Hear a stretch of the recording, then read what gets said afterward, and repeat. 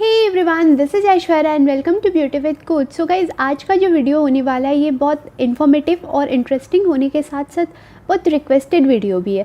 अब आप लोग सोचोगे मैं कौन सी कंपनी की बात कर रही हूँ, तो मैं किसी पर्टिकुलर कंपनी के बारे में बात नहीं करने वाली हूँ।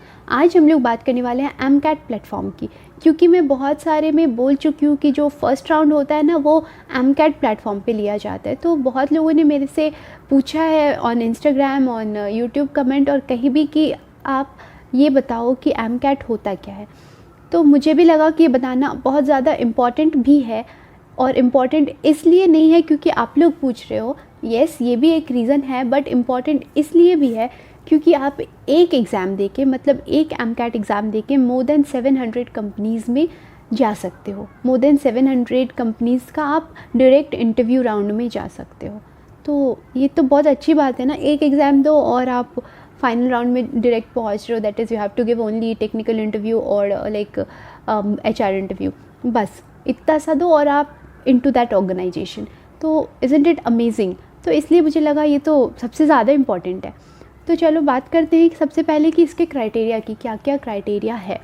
तो पहली चीज़ जो मैं बता दूँ, यहाँ पे कोई क्राइटेरिया नहीं है कि आपका इतना परसेंट होना चाहिए या ये होना चाहिए, कुछ नहीं होना चाहिए। आप बस फाइनल ईयर ग्रेजुएशन स्टूडेंट होने चाहिए।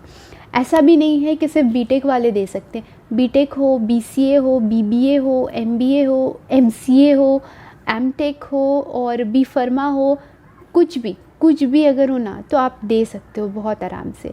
आप अपने इंटरेस्ट के अकॉर्डिंग दे रहे हो। अगर आपको IT इंडस्ट्री में जाना है तो आप उसके अकॉर्डिंग दो। अगर आपको फार्मेसी में जाना है, उधर फाइनेंस, मार्केटिंग, कुछ भी, सब कुछ आप दे सकते हो। तो यहाँ पे जब कोई एलिजिबिलिटी क्राइटेरिया नहीं है तो मैटर क्या करता है?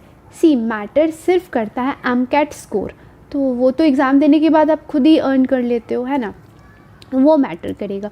उसके बाद आप जब एमकैट के लिए आप कैसे दे सकते हो, तो सबसे पहले आपको रजिस्टर करना होता है, ओके। और रजिस्टर जब आप करते हो तो वहाँ पे कुछ फ़ीस होते हैं, जो डिस्काउंट की बात मैं नहीं कर रही, जो नॉर्मल फ़ीस होते हैं उसके, that is 1100 plus GST, okay. तो टोटल 1298 और समथिंग ऐसा कुछ हो जाता है, ओके। तो अराउंड 12 to 1300 जैसा उसका कुछ कॉस्ट आता है। तो ये एक नॉर्मल फ़ी है, ओके। और सबसे बड़ी बात आपको मैं बता दूं कि ये एक रजिस्ट्रेशन फ़ी जब आप पे करते हो तो आप 1 साल का सब्सक्रिप्शन लेते हो, ओके। तो 1 साल का सब्सक्रिप्शन मतलब आप 1 साल में मैक्सिमम 3 बार एमकैट एग्ज़ाम दे सकते हो। ऐसा नहीं है कि आपने एक बार एग्ज़ाम दिया, आपने अच्छा स्कोर नहीं किया बिकॉज ऑफ एनी रीज़न, तो वही आपका फाइनल स्कोर है, नहीं। आप फिर से एग्ज़ाम दे सकते हो, आप उसके बाद एक बार दे सकते हो, मतलब टोटल 3 टाइम्स आप एग्ज़ाम दे सकते हो, ओके। और जो भी बेस्ट होगा वो आपका फाइनल स्कोर होगा, वो तो ठीक है। बट जब तक आपने नहीं दिया है तब तक आपका, अगर आपने एक बार ही दिया है तो लास्ट एग्ज़ाम जो आपका हुआ था वही आपका फाइनल स्कोर है, ओके। तो इट्स लाइक दैट ओनली। उसके बाद जब आपका स्कोर आपको पता होता है, फ़ाइन, और साथ साथ आपको एमकैट का सर्टिफिकेशन भी मिलता है, ओके। तो किसी भी टाइप का आपको डेटा एनालिस्ट का सर्टिफिकेशन मिल सकता है या फिर काइंड ऑफ एनीथिंग, ओके। तो वो डिपेंड करता है आप कौन से फील्ड में कितने अच्छे हो। आप जिस फील्ड में अच्छे होगे उस फील्ड से आपको सर्टिफिकेट मिलेगा। तो दैट इज़ वन थिंग जो मुझे लगा बताना चाहिए। एंड सेकेंडरी अगर हम लोग बात करें कि और क्या होता है, क्योंकि कंपनीज़ जो भी हैं, मैंने सब में बताया कि 10th में इतने होने चाहिए, 12th में इतने होने चाहिए, ब्ला ब्ला स्टफ्स। तो हम लोग बहुत सारी ऐसी कंपनीज़ है जिसके बारे में अभी तक डिस्कस नहीं किया। हम लोग मैक्सिमम 4-5 कंपनीज़ के बारे में डिस्कस किए हैं, जिनमें से किसी का जो क्राइटेरिया है वो है 50%, किसी का 60%। बहुत सारी कंपनीज़ ऐसी भी तो होंगी और हैं ही जिनमें 10th और 12th के मार्क्स का कोई कंसिडरेशन ही नहीं है, बट हमें नहीं पता है। बट एमकैट क्योंकि 700 से ज़्यादा कंपनीज से लिंक्ड अप है, उसे तो पता है ना, तो ये बहुत अच्छी चीज़ है। तो एमकैट में जब आप रजिस्टर करते हो, आप अपना इन्फॉर्मेशन उसमें फ़ीड करते हो। आप उसमें बता रहे हो कि आपका क्या क्या एकेडमिक कोर्स है या फिर जो भी चीज़ें हैं, आपने अपना सारा इन्फॉर्मेशन उसमें डाल दिया है। तो उसके साथ साथ मतलब आपका जो काइंड ऑफ रिज्यूमे है, उसके साथ साथ आपका एमकैट स्कोर वो कंपनीज़ में भेजती है जैसे जिस कंपनी का डिमांड होता है। और उसके बाद आपके पास मेल आता है और उस मेल से आप फिर से अप्लाई कर सकते हो। जस्ट एक सिंगल क्लिक में आपका अप्लाई हो जाता है। आपने अप्लाई किया, उसके बाद you will be called for an interview if you are eligible. Eligible नहीं होगे तो मेल ही नहीं आएगा। अगर मेल आ रहा है, आपने वहाँ पे अप्लाई किया, तो आपको फिर कॉल आता है फॉर इंटरव्यू। डेट्स वेन्यू वहाँ पे दिए होते हैं सब कुछ। ओके, आपको कॉल आता है फॉर इंटरव्यू। इंटरव्यू दो, अगर अच्छा कर रहे हो तो you are into that organisation, नहीं कर रहे हो तो भी आपको हर दिन 4 से 5 मेल आएंगे 1 साल तक। ओके, तो एमकैट स्कोर 1 साल वैलिड है, ये तो आप लोग समझ गए, और एमकैट सब्सक्रिप्शन भी 1 साल वैलिड है। ओके, अब क्या मैंने आज एक एमकैट एग्ज़ाम दिया फिर कल दे सकती हूँ क्योंकि मुझे लगा कि आज वाला अच्छा नहीं है? नहीं, अगर मैंने आज एक एग्ज़ाम दिया and I am not satisfied with my performance, next exam मैं 45 डेज़ के बाद दे सकती हूँ। मतलब 45 डेज़ तक मैं एग्ज़ाम नहीं दे सकती हूँ। उस 45 डेज़ में प्रैक्टिस करो, रिविज़न करो, उसके बाद आफ्टर 45 डेज़ आप सेकेंड एग्ज़ाम दे सकते हो, जिसके 45 डेज़ के बाद फिर आप कभी भी 1 साल के अंदर एक और एग्ज़ाम दे सकते हो if you want. If you don't want, if you are satisfied with your first score, stay happy. Okay, so ऐसा होता है, कुछ वैसा फोर्सफुल नहीं है। जो भी आपका बेस्ट मार्क्स होगा अप टू 3, आप जितने भी दिए हो उसमें जो बेस्ट होगा that is your final marks. तो आई होप आप ये चीज़ तो समझ ही गए होंगे। अब बात करते हैं इसके सिलेबस की और राउंड्स इसमें कैसे कैसे होते हैं। तो उसमें एक ही राउंड होता है। ओके, तो फर्स्ट जो होता है वो इंग्लिश होता है। ओके, तो इंग्लिश में वोकैबुलरी होती है जिसमें सिनोनिम्स आ सकता है, एंटोनिम्स आता है, फिर कॉन्टेक्चुअल वोकैब्स आते हैं, फिर उसके बाद ग्रामर में आपको कुछ एरर करेक्शंस वगैरह आ सकते हैं, फिर पैसेजेस आ सकते हैं। सो बेसिकली इंग्लिश आता है। ओके, उसके बाद आपका लॉजिकल रीजनिंग आता है सेकेंडरी। थर्ड आपका क्वांटिटेटिव एप्टीट्यूड आता है। फोर्थ आपका जो नॉर्मल एप्टीट्यूड है वो होता है। फिफ्थ आपका होता है ये टेक एबिलिटी। टेक एबिलिटी अब बात करें क्या होता है, इसमें कुछ बेसिक मैथ्स के क्वेश्चंस होते हैं जैसे कि HCF, LCM, उसके बाद number system, powers and all, ये सब क्वेश्चंस हो सकते हैं। कुछ अप्लाइड मैथ्स के क्वेश्चन होते हैं और कुछ इंजीनियरिंग मैथमेटिक्स जो हम लोग पढ़ते हैं उसके क्वेश्चंस होते हैं। ओके, तो ये हो गया।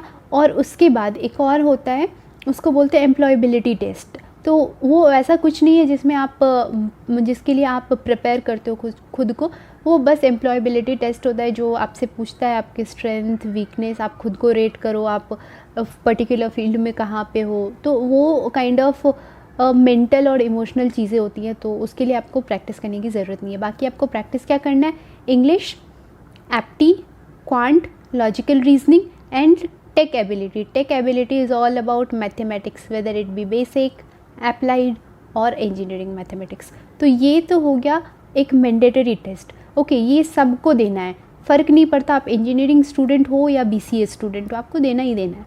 ओके, उसके बाद आता है ऑप्शनल। ऑप्शनल में से आप कुछ भी 1 या 2 सब्जेक्ट आप दे सकते हो। ओके, आपको जो भी मन है। तो आप चाहो तो उसमें ऑटोमेटाफिक्स दे सकते हो। ऑटोमेटाफिक्स इज़ नथिंग बट स्नाइपेट आउटपुट, एक काइंड ऑफ हो गया उसका एक पार्ट, और दूसरा पार्ट हो गया कि अगर कोड में कुछ एरर है जिस वजह से डिज़ायर्ड आउटपुट नहीं आ रहा है तो कोड को ठीक करना होता है। ओके, तो एक ये होता है। एक उसके बाद आप डिजिटल इलेक्ट्रॉनिक्स दे सकते हो, आप फिज़िक्स दे सकते हो, केमिस्ट्री दे सकते हो, बायोलॉजी दे सकते हो, बहुत सारे फील्ड्स हैं। ओके, तो उसमें आप जा कर के ऑप्शनल वाले में से कुछ भी 1 या 2 सिलेक्ट करो और वो दो, और उसके बाद आपका टोटल स्कोर आता है। तो ऑप्शनल वाला तो आप खुद डिसाइड करोगे, उसके लिए मुझे कुछ नहीं बोलना। बट जो होता है मैंडेटरी कोर्सेज़ और मैंडेटरी सेक्शंस, वो मैं फिर से रिपीट कर दे रही हूँ। तो English, apti, quant, logical reasoning and tech ability. Tech ability नया आपको सुनने में लग रहा होगा, बाकी सब चीज़ों से तो आप फेमिलियर हो। तो टेक एबिलिटी में फिर बता दूँ, basic maths, applied maths, engineering maths, all about maths. Okay, so ये चीज़ें होती हैं। उसके बाद अब एमकैट एग्ज़ाम दे करके जब आप आ गए हो, लाइक विदिन 7 to 10 डेज़ आपको आ जाता है मेल में आपका स्कोर। अगर आपका स्कोर जैसा भी है, और मान लो आपने प्रोग्रामिंग में दिया हुआ था, लाइक ऑप्शनल में आपने प्रोग्रामिंग चूज़ किया था, लेट्स से अगर आप वहाँ पे अच्छा परफॉर्म किए हो तो आपको प्रोग्रामर एनालिस्ट का सर्टिफिकेट मिल सकता है, या कुछ भी, मतलब जो भी आपने डोमेन दिया है, बायोलॉजी में दिया है तो काइंड ऑफ बायोलॉजिस्ट, कुछ भी ऐसा आ सकता है जो आपको सर्टिफिकेट मिल सकता है। तो आपका स्कोर जिस चीज़ के लिए एलिजिबल है वो सर्टिफिकेट आपको मिलेगा। और कभी कभी अगर आपका ओवरऑल स्कोर बहुत अच्छा है तो आपको मोर देन 1 सर्टिफिकेट भी मिलते हैं। तो इट्स लाइक दैट ओनली। तो आई होप आप समझ गए होंगे। बाकी जब आपके पास सर्टिफिकेट आता है और आपने तो रजिस्टर करते टाइम अपना रिज्यूमे दे दिया है AMCAT को, तो मार्क्स तो उन्हें भी पता है ना। उसके बाद क्या करते हैं वो लोग मार्क्स को सर्कुलेट करते हैं इन डिफरेंट कंपनीज़, और फिर कंपनीज़ और आपकी जो मतलब आपका जो नॉलेज लेवल और जो मार्क्स है वो और जो कंपनी का क्राइटेरिया है वो दोनों मैच अगर होती है तो कंपनी आपको मेल करती है। मेल भी AMCAT के थ्रू आता है। सो आपको AMCAT के थ्रू मेल आता है, और अगर आपका मन कर रहा है, अगर packages and all everything is something which you want, आप अप्लाई करो, उसके बाद जाओ इंटरव्यू दो, you are into that organisation if you are good enough. Okay, तो और नहीं हो तो बहुत चांसेस है, मतलब बहुत सारे चांसेस हैं। आप एग्ज़ाम AMCAT का 3 ही बार दे सकते हो, okay, but more than 700 companies will approach you. Isn't it amazing? It's amazing.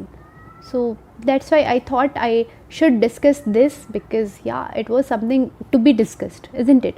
तो अगर और भी आप बात करना चाहो तो इस तरीके का एग्ज़ाम जैसा AMCAT होता है, इसी लेवल का एग्ज़ाम एक इलिटमस होता है और कोक्यूब्स भी होता है। ओके, अगर आप इलिटमस और कोक्यूब्स के बारे में भी डिटेल में जानना चाहते हो तो प्लीज़ मुझे कमेंट सेक्शन में बताओ, मैं उस पर भी एक अलग से वीडियो बना दूँगी। तो that's it for today. So stay healthy, stay fit, love you all. This is Aishwarya signing off. Bye bye.